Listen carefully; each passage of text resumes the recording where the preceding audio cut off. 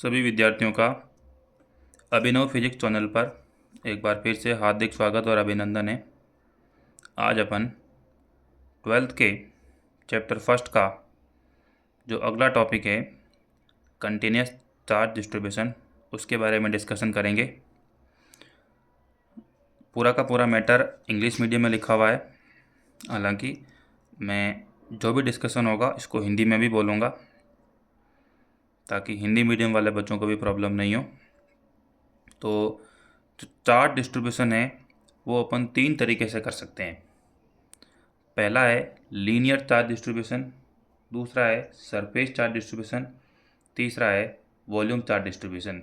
Suppose charge का distribution किसी एक लाइन के अलोंग हो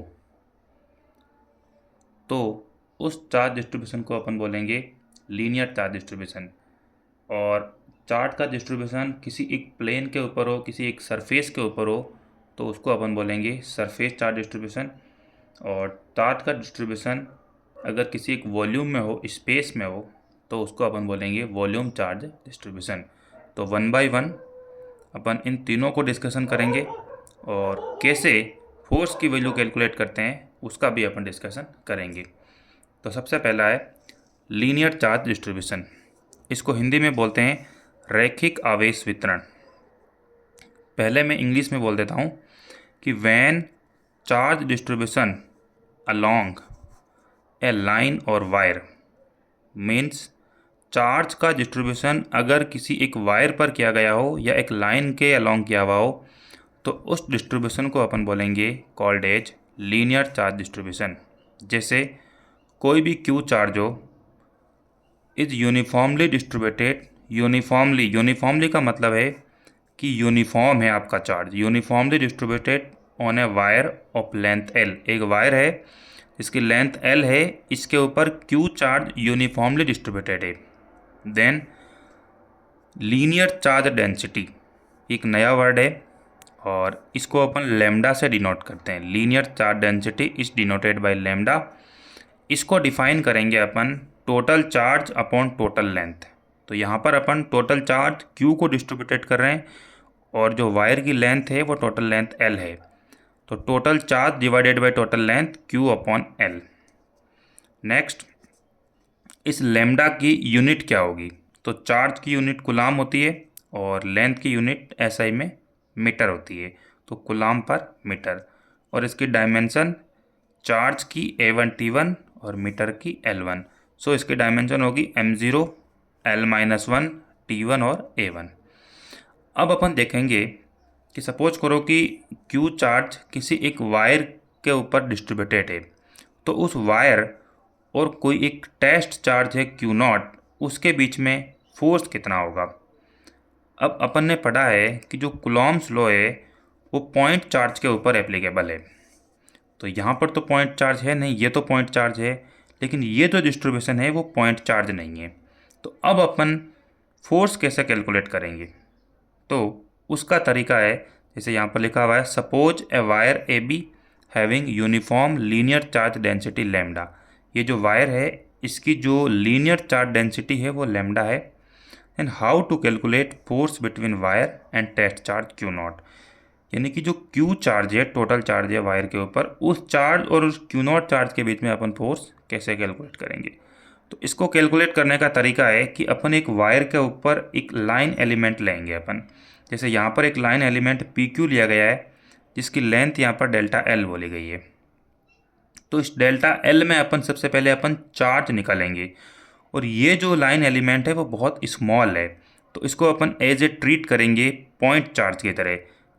अब ये जो चार्ज है इस एलिमेंट के अंदर और ये जो क्यू नॉट चार्ज है, अब ये दोनों पॉइंट चार्ज की तरह अपन मानेंगे, तो इनके बीच में अपन कुलॉम्स लॉ के द्वारा फोर्स की वैल्यू कैलकुलेट कर सकते हैं। तो देखिए, choose line element P Q of length delta L, charge on the line element. Suppose इस पी क्यू लाइन एलिमेंट के ऊपर चार्ज की वैल्यू डेल्टा क्यू है, तो इसकी वैल्यू होगी, देखिए चार्ज इज इक्वल टू अपन निकालते हैं lambda into L, lambda into length.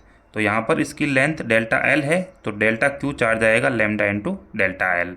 तो force between line element and test charge is, suppose इनके बीच में लगने वाला फोर्स डेल्टा एफ है, तो delta F is equal to K Coulomb's law के अकॉर्डिंग के Q1 Q2 divided by R square. के इस लाइन एलिमेंट के ऊपर चार्ज है यहाँ पर डेल्टा क्यू, तो ये डेल्टा क्यू आ गया, और इस टेस्ट चार्ज की वैल्यू है यहाँ पर क्यू नॉट, और इस लाइन एलिमेंट से इस क्यू नॉट चार्ज की एट प्रेजेंट डिस्टेंस आर ली गई है, इसलिए इसको आर स्क्वायर ले लिया, आर स्क्वायर आर कैप, और ये जो डायरेक्शन होगी ये आपका अभी का डायरेक्शन आर कैप है इस लाइन एलिमेंट के द्वारा। अब देखिए अपने को फोर्स तो निकालना है ए बी वायर और टेस्ट चार्ज के बीच में, तो अपन क्या करेंगे, कंप्लीटली जो वायर है इसको अपन छोटे छोटे लाइन एलिमेंट में अपन ब्रेक कर देंगे, और इन सभी लाइन एलिमेंट के द्वारा इस क्यू नॉट चार्ज के ऊपर जो लगने वाला फोर्स होगा उसका अपन वेक्टर सम कर लेंगे। बट यहाँ पर जो चार्ज का डिस्ट्रीब्यूशन है वो कंटिन्यूस है, और जब कंटिन्यूस डिस्ट्रीब्यूशन होता है तो अपन इंटीग्रेशन का यूज करते हैं। सो ये जो वैल्यू आई है डेल्टा एफ की, इसका अगर अपन इंटीग्रेशन कर दें, और इंटीग्रेशन की लिमिट होगी यहाँ पर ए से बी, क्योंकि इतना ही वायर अपने पास गिवन है, तो अपने पास टोटल फोर्स आ जाएगा इस वायर और क्यू नॉट चार्ज के बीच में। तो total force between wire A B and test charge Q naught is, तो यहाँ पर लिखा हुआ है कि we take integration of equation first because charge distribution is continuous. जब कंटिन्यूस होता है तो अपन इंटीग्रेशन का यूज करते हैं, तो अपन इस डेल्टा एफ का इंटीग्रेशन करेंगे तो टोटल फोर्स आ जाएगा, फिर K delta Q Q naught upon R square into R cap. Delta Q की वैल्यू अपन यहाँ से पुट कर देंगे लैम्डा इंटू डेल्टा एल, ये डी एल लिखो चाहे डेल्टा एल लिखो एक ही बात है, तो K Q naught lambda D L divided by R square into R cap. अब देखिए यहाँ पर जो कांस्टेंट क्वांटिटी होगी वो इंटीग्रेशन से बाहर आ जाएगी, तो कांस्टेंट कौन कौन है, के अपना कांस्टेंट होता है, क्यू नॉट की वैल्यू कभी भी चेंज नहीं होगी, ये भी कांस्टेंट है, और लैम्डा यहाँ पर पहले ही यूनिफॉर्म बोल दिया गया है, ये यूनिफॉर्म बोल दिया गया है, यूनिफॉर्म लीनियर चार्ज डेंसिटी, इसलिए लैम्डा भी बाहर आ जाएगा। अब चेंज कौन कौन होगा, कोई ज़रूरी नहीं है कि आपने जो अदर लाइन एलिमेंट लिए हैं उनकी लेंथ डेल्टा एल ही हो, डिफरेंट भी हो सकती है, इसलिए डेल्टा एल वेरिएबल है। सपोज करो कि आपने यहाँ लिया, तो यहाँ से आप इसकी डिस्टेंस कवर मेजर करोगे तो ये आर से डिफरेंट आएगी, इसलिए आर को भी अपन ने इंटीग्रेशन से बाहर नहीं लिया है। दूसरी चीज़, जो यूनिट वेक्टर आर कैप है ये भी यहाँ से इसके अलोंग आएगा, तो ये भी वेरिएबल है, इसलिए इंटीग्रेशन के अंदर वो क्वांटिटी रहेगी जो वेरिएबल है, और जो कांस्टेंट है उसको अपने बाहर ले लिया है। तो इस वायर ए बी और क्यू नॉट चार्ज के बीच में जो लगने वाला फोर्स आएगा उसकी वैल्यू इस प्रकार से अपन कैलकुलेट कर सकते हैं। तो ये जो डिस्कशन अपना हुआ है वो लीनियर चार्ज डेंसिटी के बारे में हो गया है। अब अपन तीन डिस्ट्रीब्यूशन के बारे में डिस्कस करेंगे, लीनियर, सरफेस और वॉल्यूम चार्ज डिस्ट्रीब्यूशन। लीनियर अपना कंप्लीट हो चुका है, नेक्स्ट अपन स्टार्ट करेंगे सरफेस चार्ज डिस्ट्रीब्यूशन। इसको हिंदी में बोलते हैं पृष्ठीय आवेश वितरण। ठीक है, तो पहले ही बता दिया गया है कि जब चार्ज का डिस्ट्रीब्यूशन किसी एक प्लेन के ऊपर हो तो उस डिस्ट्रीब्यूशन को अपन बोलेंगे पृष्ठीय आवेश वितरण। इंग्लिश वाले भी सुन लें, when charge distribution on a surface और ए plane that charge distribution is called as surface charge distribution. Suppose Q charge is uniformly distributed on a surface of area A. एक Q चार्ज है, इसको distributed किया गया है, एक surface है उसका एरिया A के ऊपर, then surface charge density sigma. Surface charge density को अपन सिग्मा से डिनोट करते हैं, ये भी ध्यान रहे, वो कैसे अपन डिफाइन करेंगे। तो surface charge density sigma is equal to total charge divided by total area. Total charge अपना Q है, ये Q लिया है, और टोटल एरिया अपना यहाँ पर A है तो इसको A लिया गया है। ठीक है, तो total charge divided by total area. Next देखिए अपन जो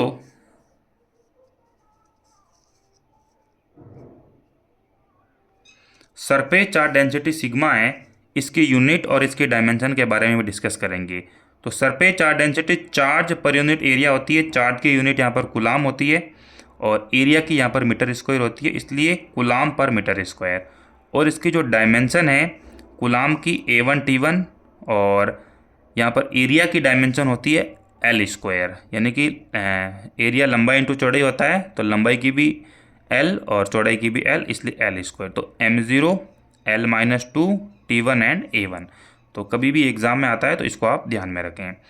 अब देखिए, सपोज करो कि चार्ज का डिस्ट्रीब्यूशन अगर किसी एक सरफेस के ऊपर हो, तो अपन उस सरफेस पे जो चार्ज है और जो टेस्ट चार्ज Q0 है उसके बीच में अपन फोर्स की वैल्यू कैसे कैलकुलेट करेंगे, तो उसका डिस्कशन यहाँ पर किया हुआ है। तो देखिए, suppose Q charge is distributed on a surface area A, then how to calculate force between surface area charge, यानी कि जो टोटल चार्ज है सरफेस के ऊपर एंड टेस्ट चार्ज Q0। तो अपन क्या करेंगे, छोटा सा अपन एक एरिया एलिमेंट लेंगे, जैसे ये एरिया एलिमेंट डेल्टा एस ले लिया गया है, और उसके अंदर सबसे पहले अपन चार्ज निकालेंगे। तो इस एरिया एलिमेंट में जो चार्ज आएगा वो चार्ज का एरिया और जो सरफेस चार्ज डेंसिटी सिग्मा होगी उसके मल्टीप्लाई के इक्वल आएगा। तो इस एरिया एलिमेंट के अंदर जो चार्ज है उसकी वैल्यू आ गई सिग्मा इंटू डेल्टा एस। अब ये जो एरिया एलिमेंट का चार्ज आया है इसको अपन एज ए पॉइंट चार्ज की तरह अपन क्रिएट करेंगे, ठीक है। तो पॉइंट चार्ज ये भी और ये भी पॉइंट चार्ज, तो इनके बीच में जो फोर्स होगा वो कुलाम्स लॉ के द्वारा निकल जाएगा। तो force between delta Q and test charge Q0 is, तो ये डेल्टा एफ होगा is equal to K delta Q Q0 divided by R square into R cap. अब सपोज करो कि इस टोटल सरफेस का जो चार्ज है और इस Q0 चार्ज के बीच में अपने को फोर्स कैलकुलेट करना है। तो यहाँ पर भी सेम सिचुएशन है कि जो चार्ज का डिस्ट्रीब्यूशन है वो यहाँ पर कंटिन्यूस है, न कि डिस्क्रीट है। तो कंटिन्यूस के अंदर अपन इंटीग्रेशन का यूज करते हैं, इसलिए ये जो वैल्यू आई है डेल्टा एफ की, इसका अपन इंटीग्रेशन कर देंगे। तो टोटल फोर्स निकालने के लिए take integration of equation first is equal to F is equal to K, और यहाँ पर डेल्टा क्यू की value sigma delta S put कर दी गई है, sigma delta S Q0 upon R square into R cap. Same पहले वाली बात कि जो क्वांटिटीज कांस्टेंट है वो इंटीग्रेशन से बाहर आ जाएगी। के कांस्टेंट है, सिग्मा कांस्टेंट है, और जो Q0 टेस्ट चार्ज है उसकी वैल्यू कांस्टेंट है। तो ये क्वांटिटी बाहर आ गई, बाकी जो कांस्टेंट नहीं है वो इंटीग्रेशन के अंदर है। बिकॉज आप यहाँ पर एक डिफरेंट एरिया एलिमेंट चूज कर सकते हैं, यहाँ पर आप डिफरेंट एरिया एलिमेंट चूज कर सकते हैं, तो उनका एरिया भी डिफरेंट होगा, इसलिए एरिया चेंज वेरिएबल है। और जब एरिया यहाँ लोगे तो यहाँ से इसकी डिस्टेंस भी चेंज होगी, तो ये भी वेरिएबल है और यूनिट वेक्टर भी चेंज होगा। तो ये जो फोर्स आया है, ये फोर्स जो सरफेस चार्ज डिस्ट्रीब्यूशन होता है और जो टेस्ट चार्ज होता है Q0, इसके बीच में लगने वाला फोर्स है। अब जो नेक्स्ट अपना डिस्ट्रीब्यूशन है वो है वॉल्यूम चार्ज डिस्ट्रीब्यूशन। इसको हिंदी में बोलते हैं अपन आयतन आवेश वितरण। मीन्स किसी एक वॉल्यूम के अंदर जो चार्ज का डिस्ट्रीब्यूशन होगा उसके बारे में अपना डिस्कशन होगा। तो यहाँ पर लिखा गया है when charge distribution in a volume, यानी कि कोई भी वॉल्यूम कंटेन करता है उसमें चार्ज डिस्ट्रीब्यूशन हो, that charge distribution is called as volume charge distribution. Suppose Q charge is uniformly distributed in a volume V, कोई एक वॉल्यूम है जिसका वॉल्यूम V है, देन वॉल्यूम चार्ज डेंसिटी, इसको अपन डिनोट करते हैं रो से, is define as by rho is equal to total charge upon total volume, total charge divided by total volume. Total charge अपना Q है और अपना वॉल्यूम V है। तो सबसे पहले अपन रो की यूनिट क्या होती है और रो की डायमेंशन क्या होती है उसके बारे में डिस्कशन करेंगे।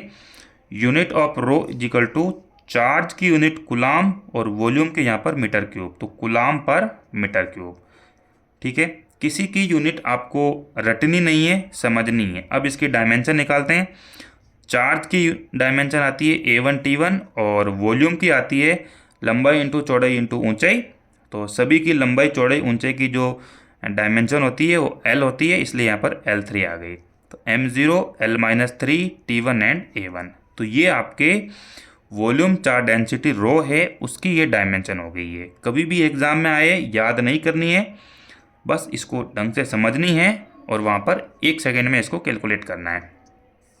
अब अपन देखिए, किसी भी एक वॉल्यूम के अंदर चार्ज का डिस्ट्रीब्यूशन है, उसके बीच में और एक टेस्ट चार्ज है Q0, उसके बीच में अपन फोर्स कैलकुलेट करेंगे। तो यहाँ पर लिखा गया है suppose A cube of volume V, एक क्यूब लिया गया है, इसका वॉल्यूम यहाँ पर V ले लिया गया है and volume charge density rho uniform है ये।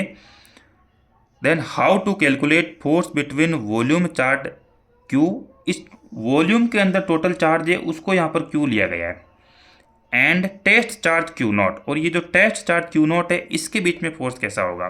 तो अपन सबसे पहले क्या करेंगे, एक वॉल्यूम एलिमेंट डेल्टा V अपन चूज करेंगे, कंटेन चार्ज डेल्टा Q। तो delta Q is equal to यहाँ से अपन निकालेंगे रो इंटू वॉल्यूम, इसका वॉल्यूम डेल्टा V लिया गया है तो ये रो इंटू डेल्टा V।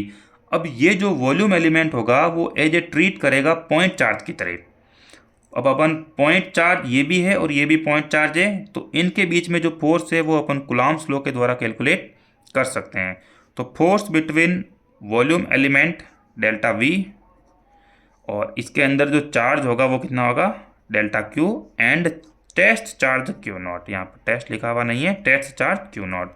तो delta F is equal to K delta Q naught divided by, suppose करो कि यहाँ से यहाँ तक की डिस्टेंस R है, divided by R square into R cap. Delta Q की वैल्यू यहाँ से पुट करेंगे अपन रो dV, तो ये पुट कर दी तो अपने पास ये वैल्यू आ गई। अब अपन टोटल फोर्स निकालने के लिए अगेन अपन वही कंसेप्ट यूज करेंगे कि ये जो चार्ज का डिस्ट्रीब्यूशन है वो कंटिन्यूस है, और जब चार्ज का डिस्ट्रीब्यूशन कंटिन्यूस होता है तो अपन इंटीग्रेशन का यूज करेंगे।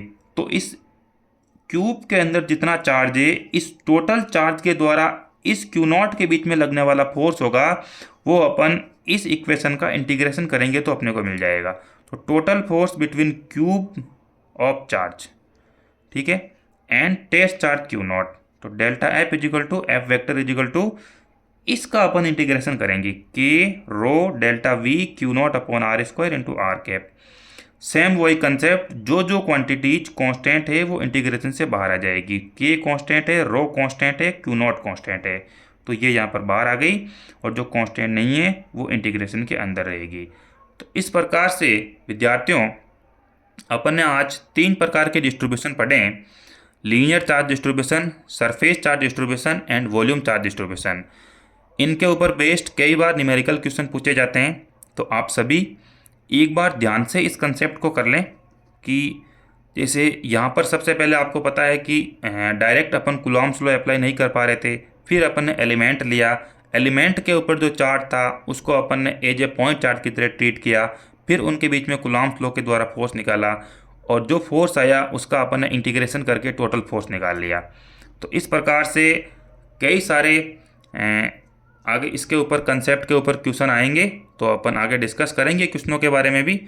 तो अभी के लिए इतना ही, आप सभी अपना ध्यान रखें और कंटिन्यूसली वीडियो की जो सीरीज आ रही है उसको आप देखते रहें। पूरा का कंप्लीट सिलेबस 11th और 12th दोनों का इस चैनल पर करवाया जाएगा। तो अब सभी अपने जो मित्र हैं उनके साथ शेयर करें ताकि उनको भी लाभ मिल सके। धन्यवाद।